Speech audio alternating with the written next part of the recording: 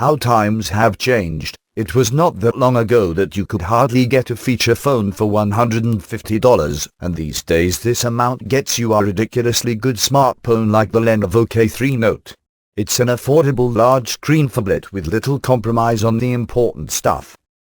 Starting with the 5.5-inch full display, the K3 Note doesn't sacrifice resolution for display diagonal. It's the diagonal that makes the buzz, but you staring at those pixels all day, so there better be enough of them that you can't see individual ones. Immediate chipset in the Snapdragon 615 class, 2 GB of RAM, and Lollipop have you well covered and future-proofed for a while. Add to the 213MP primary camera with a dual LED flash and a 5MP front snapper, and there's nothing to leave you wanting.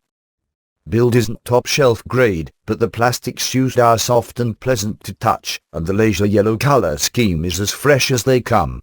The best part is that the battery is removable, a feature we are still trying to advocate, though manufacturers see things differently.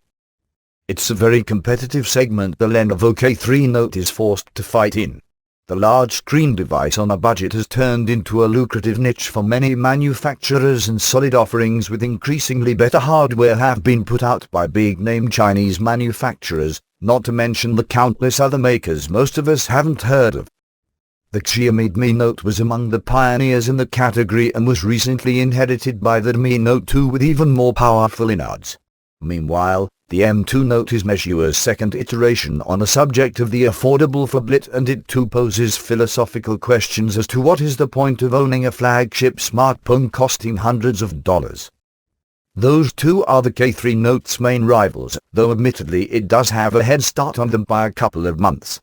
The established players outside of China are hard-pressed to offer true competitors at this price point and are forced to sacrifice a thing or two, or several, be it display resolution, processing power, camera, or build.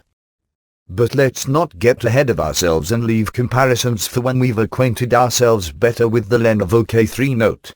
Join us on the next page for the unboxing and hardware overview. Phones in and around this price range seem to have settled on a uniform look. Flat back fronts with white shells covering the rear and sides.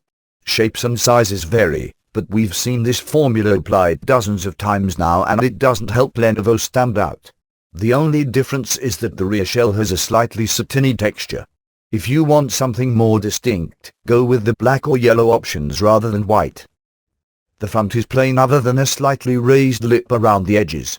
There isn't much space above or below the screen, which is a good thing because this is still a large, wide phone thanks to its screen.